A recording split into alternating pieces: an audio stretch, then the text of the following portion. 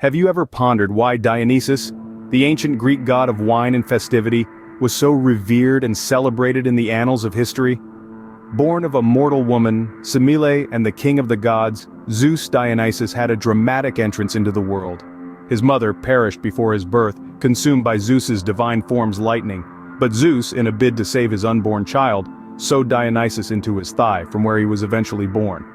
A birth from mortality and divinity, from death and life, Dionysus's story starts with a fascinating paradox. Dionysus's childhood was no less extraordinary.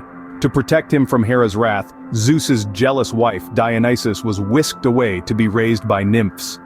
Living in nature's lap, Dionysus learned the art of cultivating vines, a skill that would later define his divine identity. As Dionysus grew, so did his power and influence. His adult years are marked by a series of travels across the world, spreading the art of winemaking. He taught humans how to cultivate grapevines and make wine, a gift that was both celebrated and feared. The wine brought joy, festivity, and liberation, but it also brought chaos, madness, and destruction. Dionysus embodied these dualities, making him a god as complex as the drink he represented. But Dionysus's journey was not without trials and tribulations. He faced resistance, notably from those who denied his divine status.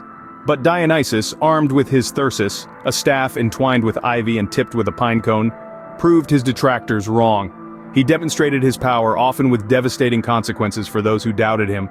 Yet Dionysus was not all wrath and retribution.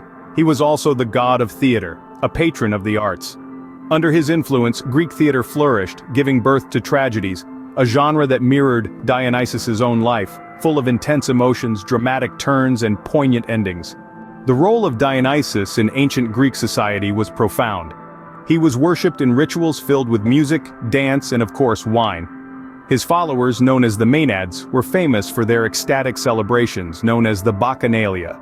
These festivities, dedicated to Dionysus, embodied his spirit of liberation, joy, and the transcendence of ordinary life.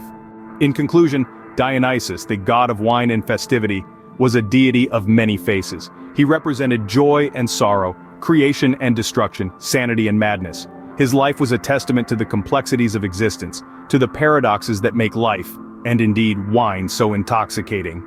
Through his story we are reminded that life, like wine, has its sweetness and its bitterness, its moments of clarity and its bouts of chaos. And in embracing these dualities we embrace the fullness of life, much like the followers of Dionysus did thousands of years ago.